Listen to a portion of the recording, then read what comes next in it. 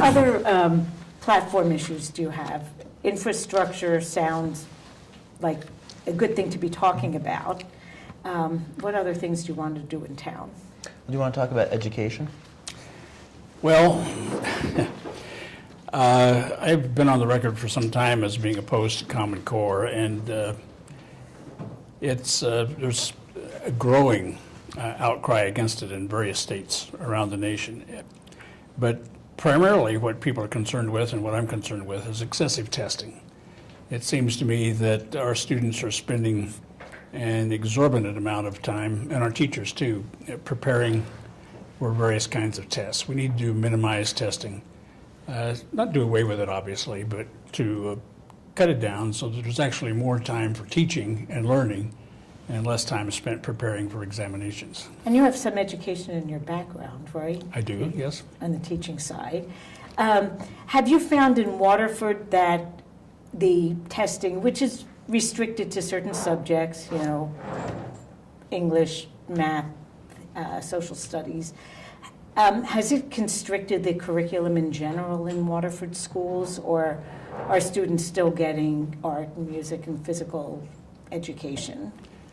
Well, that's one issue that concerns me. I think we need to put more money into art and music. Life consists of more than just having a job and making a living, and the ability to appreciate music and art is, I think, an important part of a happy existence and a good life.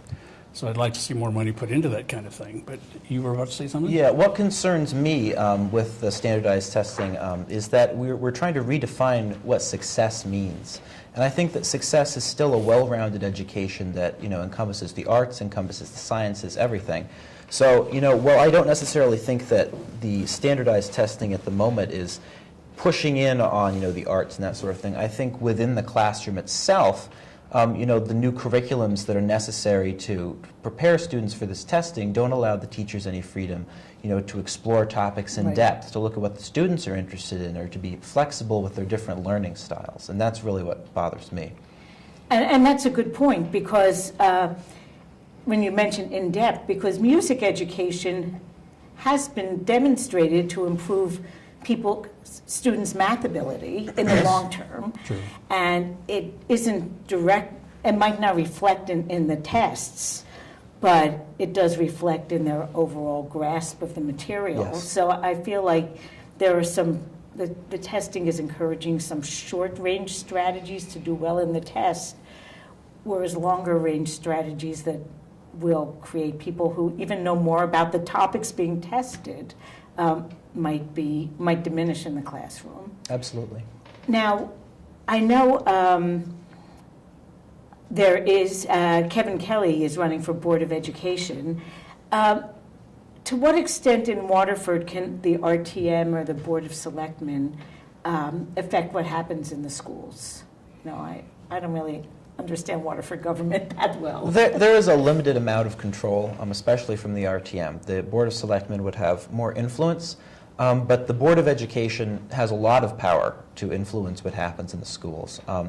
And, you know, getting actual educators on the Board of Education, like Kevin Kelly, I think is very important. I've known him for a long time. You know, he's extremely qualified. I would very much like to see him, especially with his background in education, in multiple, you know, venues.